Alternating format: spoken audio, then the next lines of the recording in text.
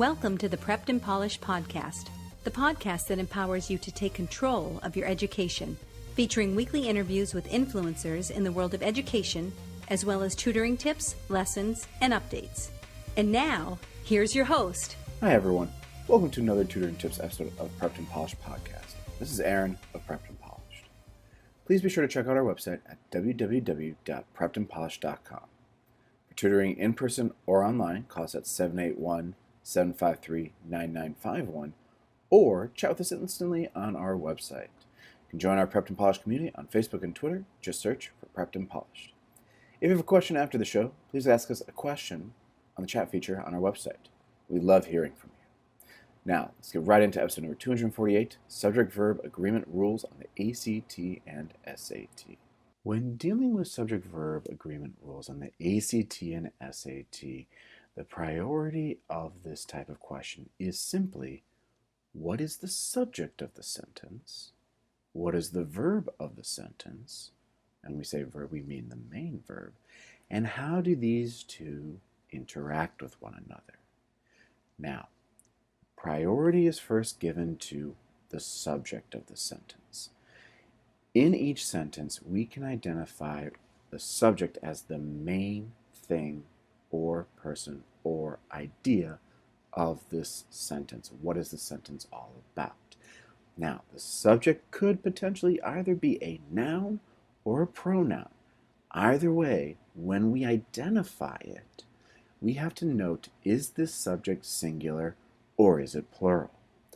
Now, we have to be careful because occasionally we might find two nouns, singular, that are connected by and we might think that they are singular because we're talking about each one. However, this is what we call a compound subject. Two singular items connected by and actually create a plural pronoun. If we think about Jack and Jill went up a hill, they went up a hill. Another thing to keep an eye out for is if we have a non-essential or essential clause tossed into the mix with its own set of nouns or verbs or pronouns. So we need to be careful. And one final point to be careful of when identifying the subject of the sentence is if you have some ambiguous antecedents. So we need to double check to make sure what exactly are we referencing and how we can identify that when comparing it to the verb. When looking at the verb of the sentence, and again the main verb, we want to think about it as, well, what is this action that is being done? Now, we're actually helped out a lot here because this is what the SAT or ACT will be calling into question. The verb will be underlined. Now, if we can identify the verb, we then want to identify the answer choices and first and foremost ask, are these verbs singularly conjugated or conjugated in the plural sense?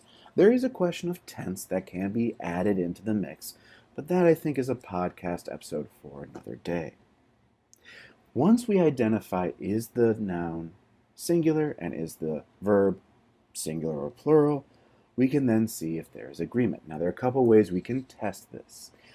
My favorite one that I like to perform a lot of times when I see subject-verb agreement questions come up is my it-they test. Now, keep in mind that I am of the mind you need to have a reason for your answer. And this example of the it-they test actually relies on what sounds correct. So, bear that in mind. If I use it-they test for a verb, let's say the verb is runs. It runs, they runs. Now we can hear the difference between those two verbs. And based on which one sounds correct, in this case it runs, we can tell that runs is singularly conjugated. Now this is dealing with what we will call regular verbs. The irregular verbs are for another day. And if you have questions about that, please feel free to ask us. But when we are dealing with regularly conjugated verbs, this is a route that we can take to identify, is this verb singularly conjugated or plurally conjugated? Now, once we identify if the verb is singular or plural, then we get into the agreement aspect. So when we see questions asking us about subject-verb agreement, they will try and trip you up.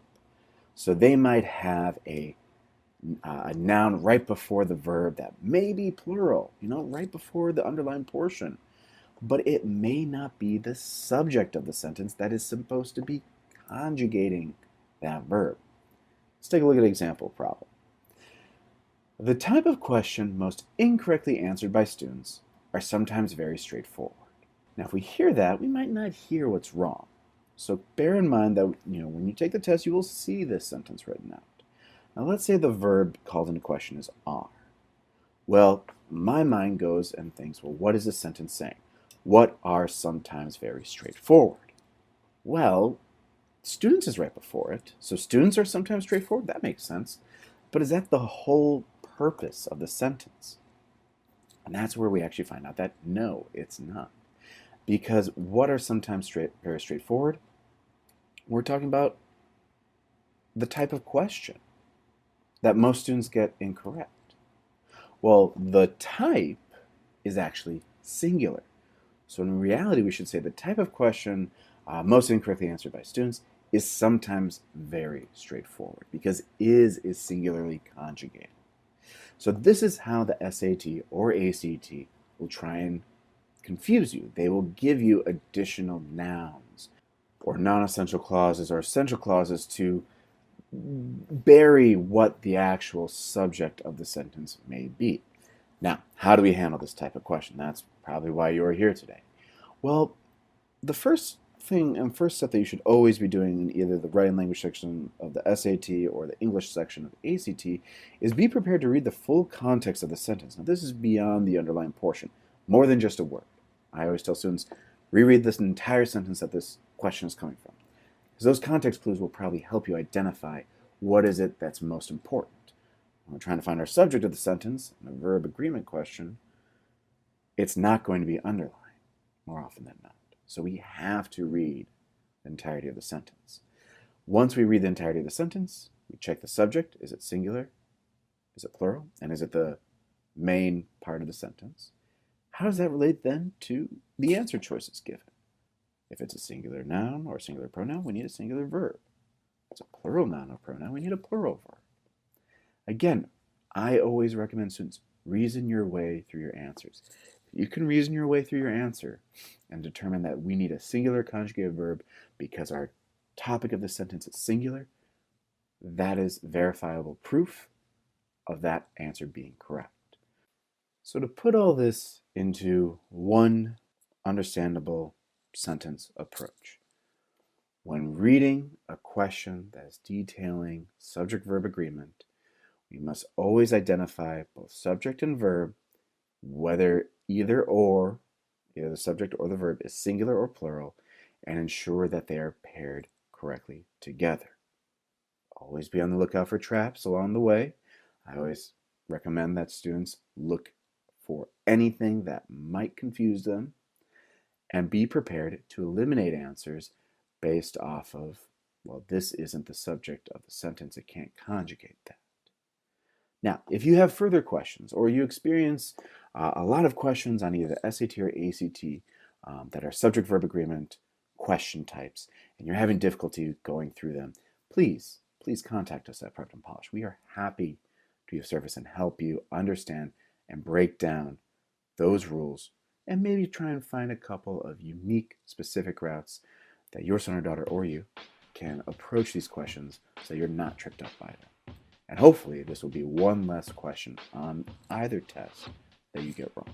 This wraps up our show, episode number 248, Subject-Verb Agreement Rules on the ACT and SAT. Please be on the lookout for our next podcast, episode number 249. Thanks for joining us on the Prepped and Polished podcast. Now go out there and take control of your education. You've been listening to the Prepped and Polished podcast. For more information, check out preppedandpolished.com. Also, you can follow us on Facebook and Twitter. Thanks for listening. Class dismissed.